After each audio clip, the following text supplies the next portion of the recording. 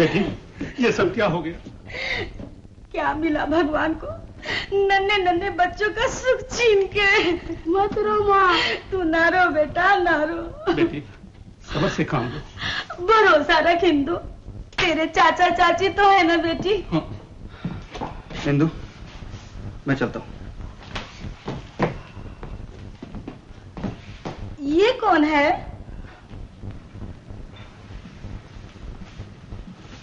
सागर doctor है, पिताजी का इलाज करते थे। बेटी भाई साहब तो चल बसे, इसका यहाँ क्या काम? हाँ बेटी, तुम्हें भी तो कुछ सोचना चाहिए। आखिर किस किस का मुंह बंद करोगी? लोग कहेंगे बाप के मरते ही घर में जवान लड़कों का आना जाना शुरू हो गया। यही बात हम घर पर सोच रहे थे कि इंदु की देखभाल के लिए कोई ना कोई अपना आदमी यहाँ रहना चाहिए। क्यों जी? हाँ जी। मेरा मतलब है बेटा, इतना बड़ा मकान है, नीचे का हिस्सा किराए पर दे दो, पड़ोसी भी मिल जाएगा और खर्च पानी के पैसे भी। चाचा जी, मैंने इस बारे में कुछ सोचा नहीं। बेटी, तुझे सोचने की क्या जरूरत है? हम चाचा चाची जो है तेरे सोचने के लिए। आप लोग बैठिए, मैं आती हूँ। हाँ। तुम्हारी अकल पर तो पत्थर पड़ गए हैं। क्या पड़ गए? पत्थर। शादी की बात करते करते मकान और भाड़े की बात करने लगे। तुम समझती क्यों नहीं? गोपी यहाँ रहेगा, मेल जोल बढ़ेगा, बात आगे बढ़ेगी, दोनों आपस में चक्कर चला लेंगे। टोपी, आज पहली बार तेरे जीजा ने अक्ल की बात की। हे टोपी। अब गोपी यानी कि इंदु मान गई।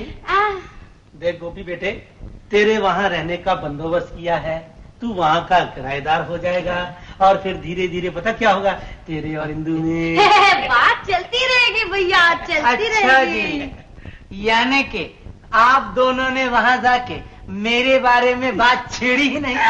भैया समझा करो, अफसोस करने गए थे, कैसे शादी की बात चला देते। अरे हर बात के लिए एक मौके की जरूरत होती है। फिर इंदु कोई ऐसी वैसी लड़की तो है नहीं, बहुत बड़े प्रोफेसर की पढ़ी लिखी लड़की है, कई डॉक्टर उसके चक्कर काटते हैं। अरे तुम्हारी हैसियत ही क्या है, बोलूं तो क्या बोलूं, कुछ तुम्हारे बिजनेस का चक्कर बक्कर भी तो पता चले। अरे तो क्या हुआ, चक्कर उल्टा हो या सीधा हो, महीने में 5,000 रुपए कमा ही लेता हूँ। गोपी, उल्टे सीधे धंधे करने से सभी पैसे कमा लेते हैं, लेकिन कोई इज्जत का काम भी तो हो। क्यों जी? हाँ जी।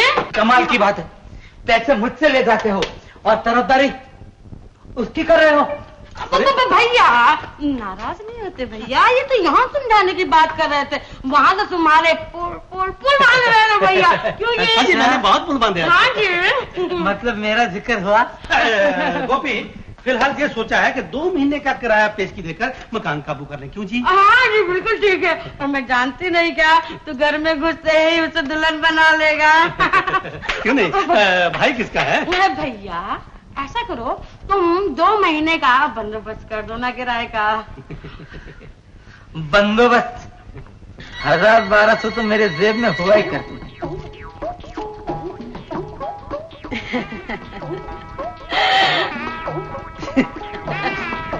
कितने चाहिए? 400 रुपए महीने के हिसाब से 2 महीने का किराया कितना होगा जी? 800।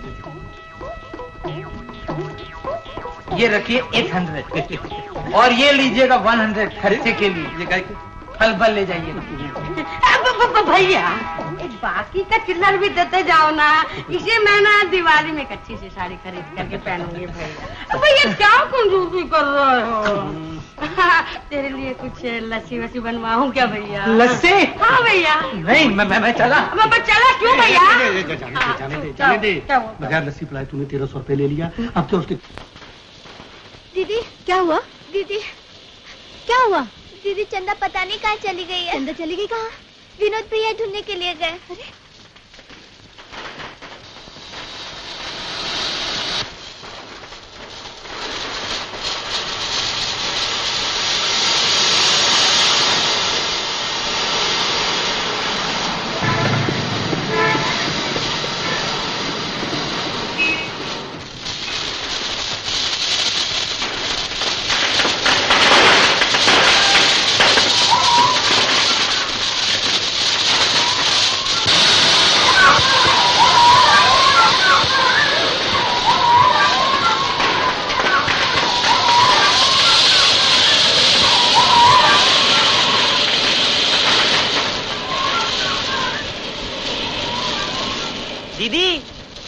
दीदी चंदा मिल गई। मिल गई? क्या हुआ? हाँ? उंगली जल गई बेचारे की। बाहर पटाखे देखने गई थी। ये अच्छा हुआ मैं वहाँ से गुजर। ये बाहर निकली कैसे? तू क्या कर रही थी? दीदी मैं दूध गर्म कर रही थी। देखो ना, जब भी बाहर जाती हूँ कुछ ना कुछ हो जाता है। इन लोगों को संभालूं कैसे समझ में नहीं आता। चिंता मत करो, सब ठीक हो जाएगा, सब ठीक हो जाएगा। रो नहीं, कुछ नहीं हुआ। चलो हम लोग चलेंगे।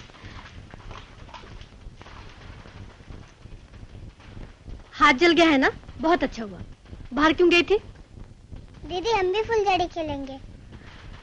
इस साल नहीं, अगले साल खेलेंगे। हाँ? इंदु आई। कई दिनों से सोच रहा था तुमसे एक बात कहूं, न जाने तुम्हें कैसी लगे। कहो ना, क्या बात है? देखो इंदु, काफी दिन बीत चुके हैं, मगर बच्चों का दिल अब तक वैसे ही उदास है। सोचता हूं शायद जगह बदलने से उनका मन बहल जाए। ऐसा क्यों नहीं करते? तुम सब लोग कुछ दिनों के लिए मेरे यहां आ जाओ। हाँ? माँ बच्चों की देखभाल कर लेगी और यही तो समय है उनको संभालने का। तुम्हारा बोझ भी हल्का हो जाएगा, तुम कॉलेज भी जा सकोगी और फिर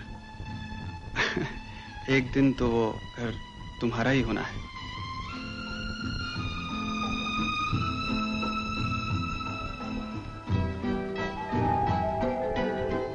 ठीक ही तो कहा है सागर ने। उसकी बातों में कितना अपनापन है। आज उसके सिवा इस दुनिया में मेरा और कोई सहारा है भी तो नहीं। मैं अकेली लड़की, ये बच्चे, इतनी बड़ी जिम्मेदारी का बोझ क्या संभाल पाऊंगी? शायद अच्छा ही होगा।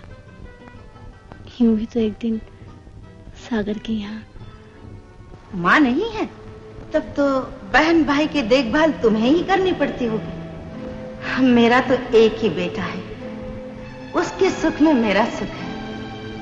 कहीं ऐसा ना हो कि तुम अपने बहन भाई के देखभाल में मुझे तो ऐसी बहू चाहिए कि जो सब कुछ भूलकर इस घर में चली आए। देखो ना, माँ बाप इसे यतीम छोड़ गए थे, अब यही रहता है। रिश्तेदारी का मामला है, निभाना तो पड़ता है। कल को कुछ बन गया तो मुंह फेर लेगा। ये लोग अनाथ नहीं, ऐसा नहीं होना दूंगी। विनोद, क्या हुआ दीदी? कुछ नहीं।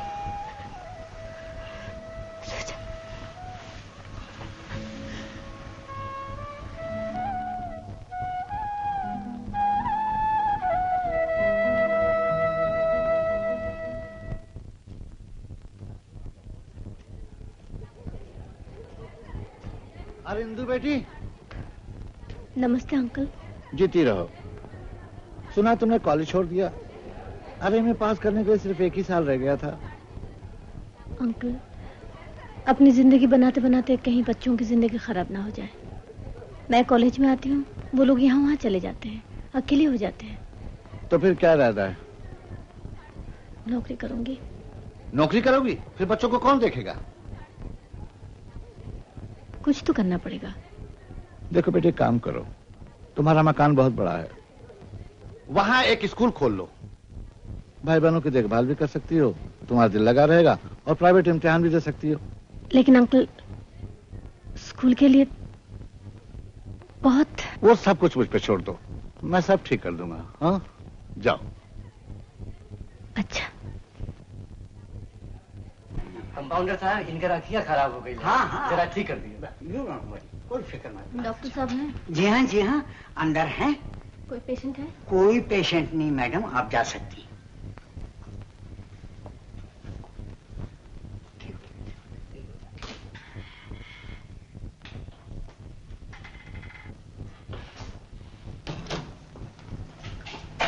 इंदु, तुम यहाँ इस वक्त?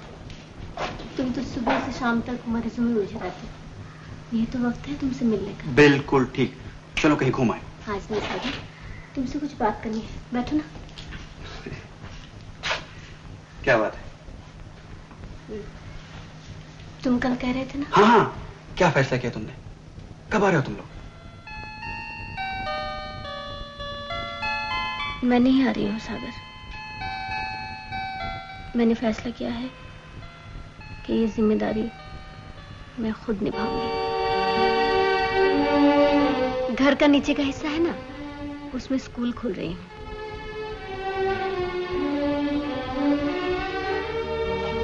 लेकिन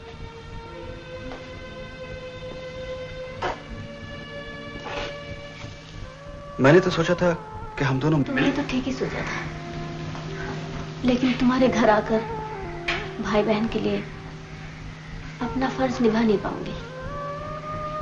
क्यों नहीं?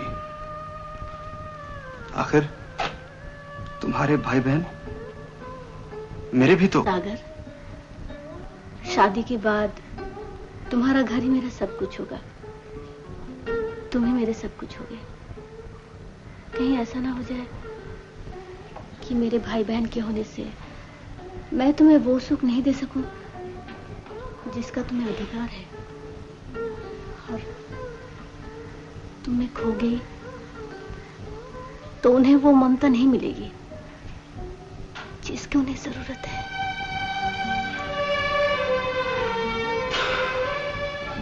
अपनी ममता में क्या मेरा प्यार शामिल नहीं कर सकोगे? बहन होने के नाते उनका जो अधिकार मुझ पर होगा वो तुम पर नहीं। और फिर वो नादान है, कल को उनकी किसी हरकत से तुम्हें ठेस पहुंचे और हम एक दूसरे के पास होते हुए भी दूर हो जाएं। ये नामुमकिन है इंदु, तुम ऐसा सोचती क्यों हो? कभी कभी नहीं सोचा हुआ भी हो जाता है। जब भाई बहन बड़े होंगे तो ये सोचकर उनके आत्मसम्मान को ठेस पहुंचेगी कि अपने माता पिता के घर के बजाय बहनों के घर में पले हैं।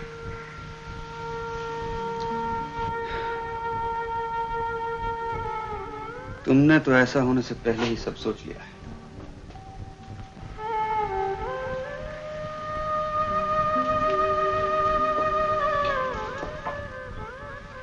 सागर,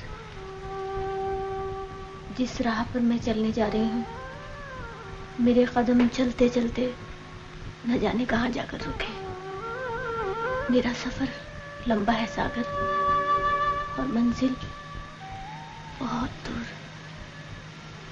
मैं नहीं चाहती तुम भी उस दूरी तक मेरे साथ माँ की खुशी के लिए कहीं। इंदु, मुझे इतना कमजोर समझ लिया?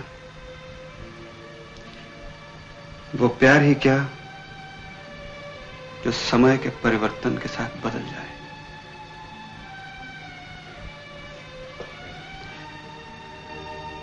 मैं तुम्हारा इंतजार करूंगा।